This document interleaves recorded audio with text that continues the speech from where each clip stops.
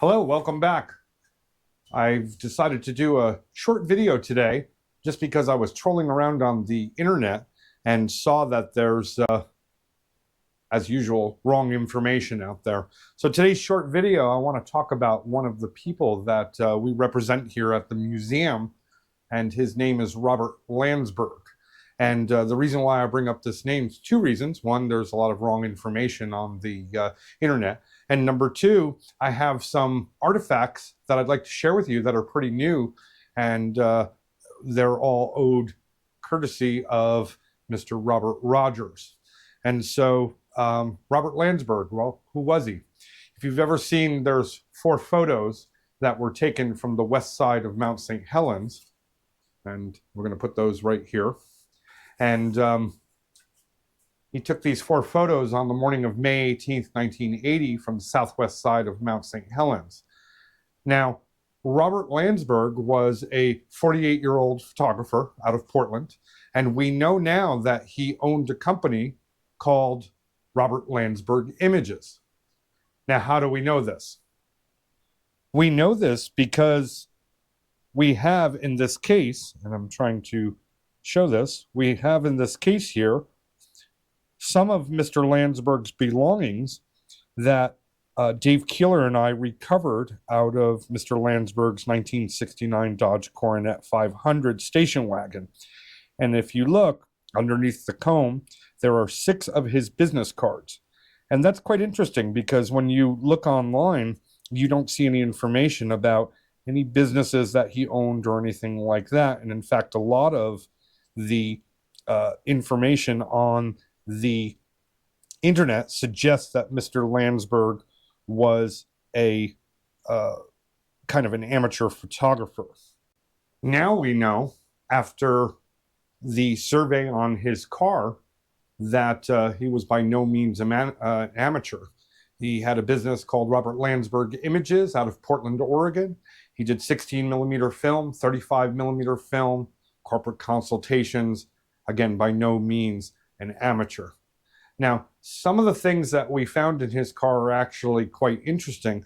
As you saw just before, we saw the sunglasses comb, there's the business cards, and there's his sunglasses, and lots of clothespins that we found inside of the car, and that makes perfect sense. He's a photographer. We also found numerous small items. For example, on the top shelf, there is a small bottle of Excedrin we found in the glove compartment. And what's interesting about that is that it expired in 1971, which means that that rolled around with him in the glove compartment for a very long time. There's tools, matchbooks, found a few of them, house keys.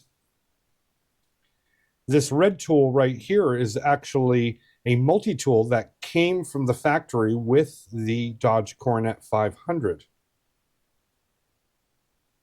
Another piece of one of those clothespins we were talking about. And then right here is a first aid kit, kind of survival pack that was inside of his car. And you can see that it is quite melted and damaged. What we know about his story is that he had gone to the west side of Mount St. Helens. He was there for about 2 days. He showed up on Friday the 16th. And according to people that knew him, they said that he went up there because he felt like something was going to happen. And a lot of people in the area actually did have that feeling. St. Helens had been quiet for a while. The north side's bulging out at 5 feet a day, and it just continued. And the mountain took on this very, very weird look with this bulge on the north side of the mountain, and then sitting there absolutely quiet. So Mr. Landsburg goes up to the west side, and he camps out. From speaking with Robert Rogers, we know now that Mr. Landsburg's car was parked with the keys in the ignition, facing away from Mount St. Helens in preparation to escape should something happen. One of the things we do know is that he placed himself in such a position that should something happen, the north side collapse and fall off into the valley, that it would fall away from him. So he took the risk into account. And also, a note that I want to make that's extremely important is that he was in the blue zone, which is an area that was open to public access. The red zone was a no access, illegal entry, and so forth. So Mr. Landsburg was in a location that, under the law and the rules, he was allowed to be in. That morning, we know that he took 4 photos, and his positioning, according to Robert Rogers, Mr. Rogers has kind of a theory as to what may have happened. There's 2 hills in the photo that kind of come together, and when this surge went out, it expanded and kind of rolled backwards, and it created through this hill what we think like a jet that went into this very small quarter-mile wide area where Mr. Landsburg was, as well as the Carr family, so Dave Bradley Carr, Andy Carr, and Michael Carr. They were a little bit of distance away from Mr. Landsburg in the photo around the curve to the left, right in front of, I guess, in the field of view of the photographs that Mr. Landsburg took that morning. The surge went towards Mr. Landsburg, and from what we can see in the reconstruction scene, he realized he couldn't get away. So he takes the camera off of the tripod. He rolls the film back all the way into the cylinder, takes a backpack, puts the camera inside of the backpack, throws it on the ground, and lays on top of it. And the surge goes over him at almost 400 degrees Fahrenheit. We think that his intent was to save the film. He knew he couldn't get away, so he decided to try and protect the film in any way possible, which was using himself. Now, as a photographer, when you take pictures, what is one of your goals in life? Well, you'd like to get into a good periodical one day, Time magazine or something like that. Well, Mr. Landsburg's efforts saved the photos, and lo and behold, in January of 1981, he ends up in National Geographic magazine. And you can look that up. They're on eBay and so forth. You can find these vintage magazines, but center spread, there's his photos, there's his picture. He paid for it with his life, but he pulled it off. Outstanding periodical to get into. Now, Robert Rogers, the Mount St. Helens trespasser that I refer to, and a person that I admire, he kind of lived the dream that my team and I would have loved to have done. Unfortunately, at that time, I was quite young. I remember the eruption, but I was not old enough to be climbing St. Helens and going into the blast zone and all of that. But Robert Rogers was old enough to do that.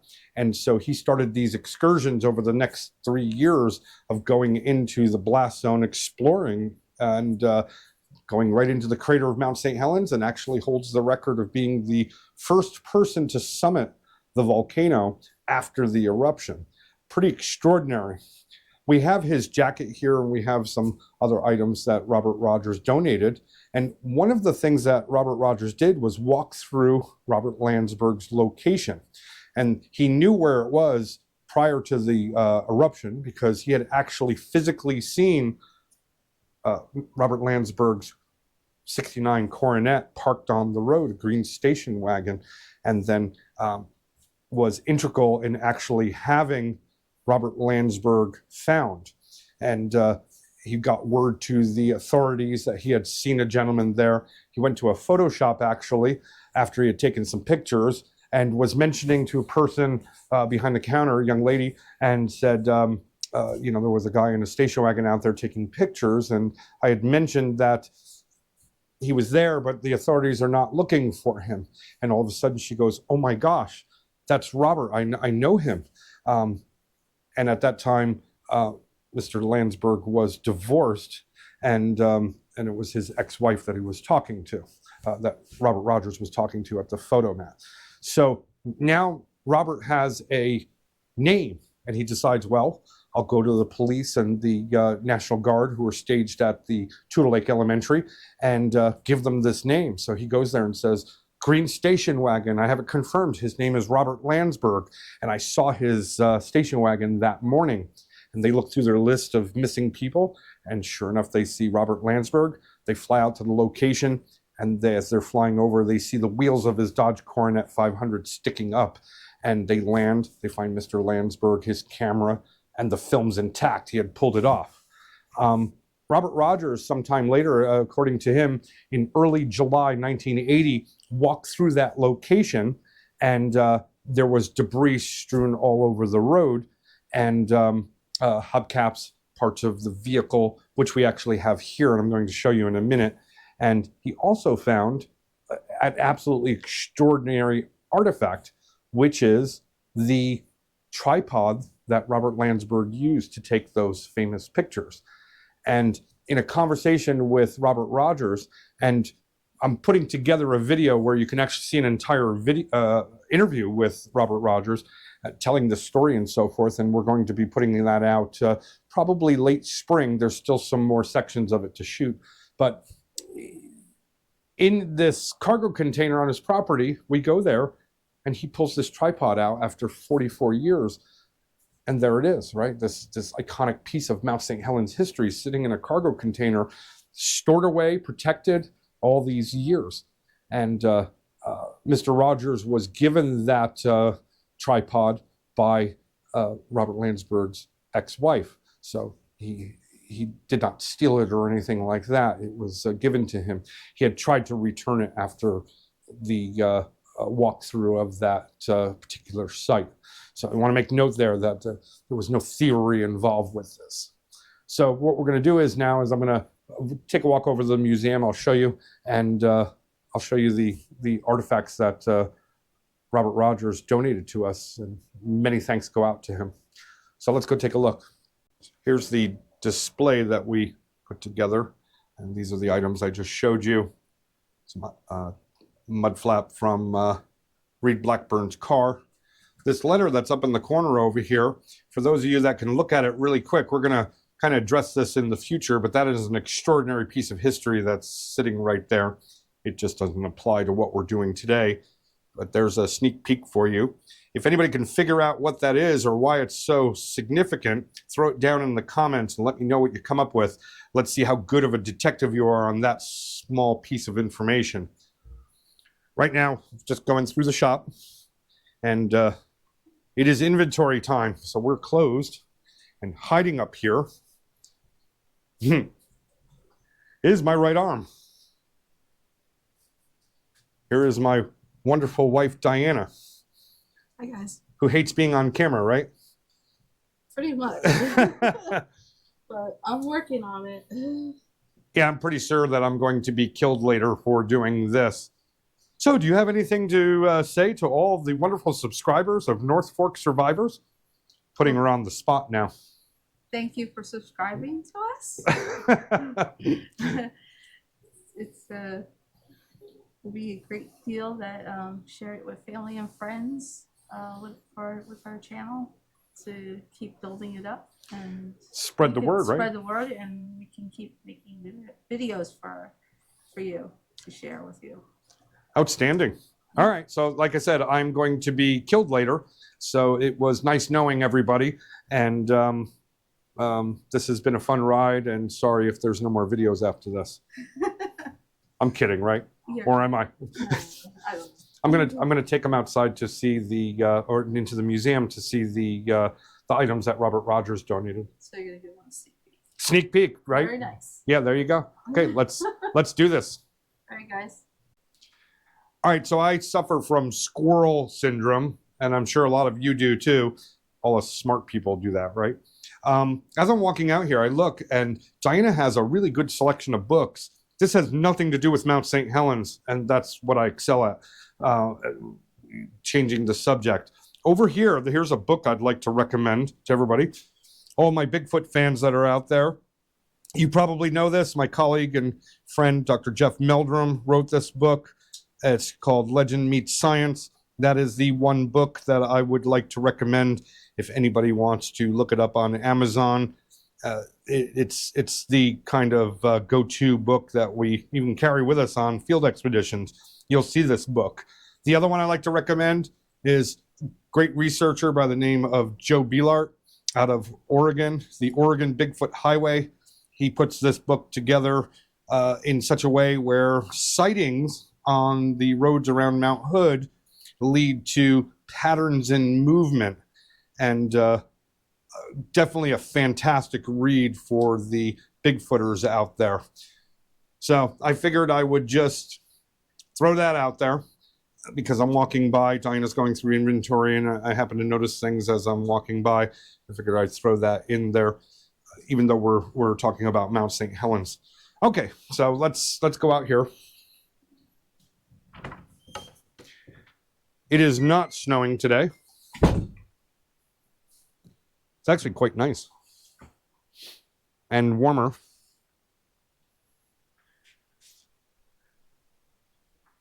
Should we peek in the door?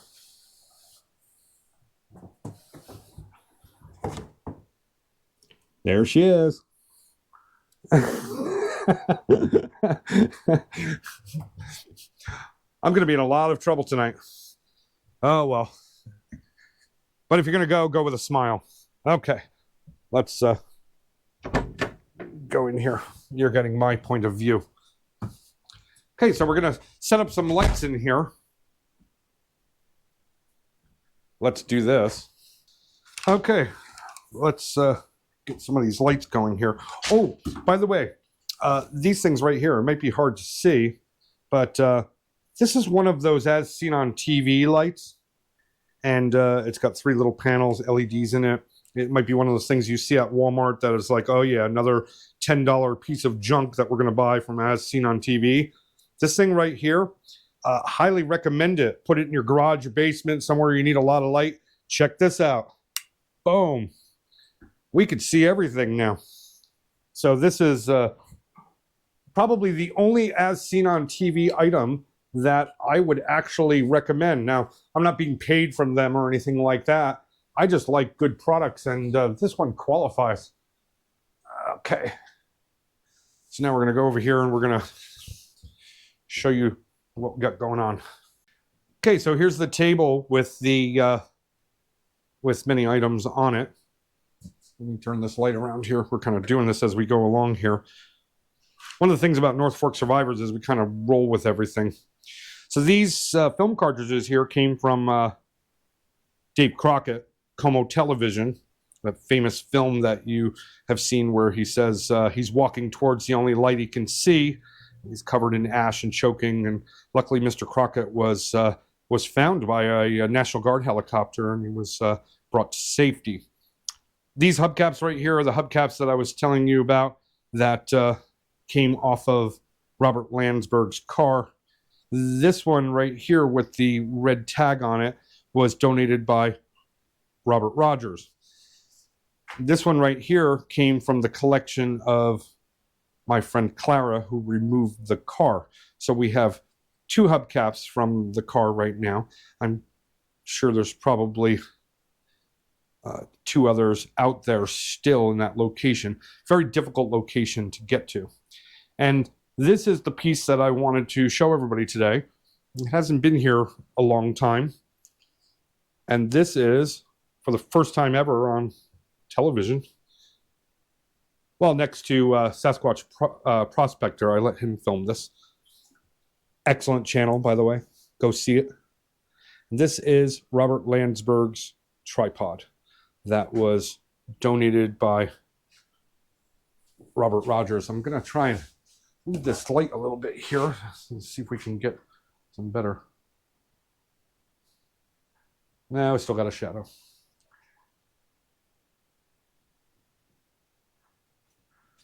And there is a tag on here.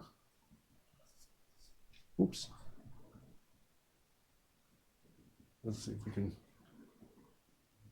I'll read that.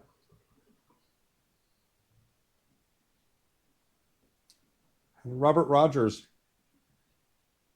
put that tag on there many, many years ago.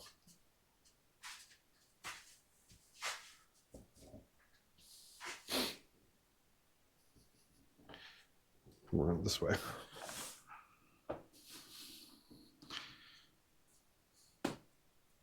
And you can see as we move down here that one of the legs is broken on it. So there it is. I got to unveil to you a artifact that was recently brought into the museum here, and absolutely extraordinary artifact. And my viewers here, you guys get to be the first to see it. Again, I always say I welcome you to come and visit. Let me know you're a subscriber. When you come here, I'll give you a tour and show you a lot of the details. Even off season, I'm always here, and then when people pull up and come to visit, I always make sure that they have access. Behind me, we have Reed Blackburn's car. Reed's car is prepped and ready to go. The plan is, as we move along here, very soon actually, is that ceiling is going to go in behind here, and there's going to be a divider put here, and then a single piece of plastic that will wrap as like a encasement to go around the car. It's painted black behind it, and the ceiling will be painted black so that it gives it depth. I didn't want to put any kind of pictures or anything behind the car because the focus is the vehicle and the story itself. It doesn't need a bunch of distractions in the background. To my left or right of the screen, there's a wall right here by the door, and we're going to showcase photographs that Reed Blackburn had taken, examples of his work. And I found very, very good examples of his work, including his favorite photo that he ever took. And we'll probably talk about that in another video also. And we're going to have that up here as well as his entire story and so forth. And there's still a few more artifacts that we're going to bring in that pertain to Mr. Blackburn. So a lot of work to do, and we're going to get started here very, very soon. Probably in the next 1 or 2 videos, we'll be in here taking stuff out and putting in these ceilings. And get your gloves, get your tools. Let's get to work and get this done and finish this project. So on a short video today, got to talk a little bit about Mr. Landsburg and his story, show you a new artifact. I appreciate every one of you joining me on this journey. And you have a wonderful day, and I wish you absolutely the best. Thank you.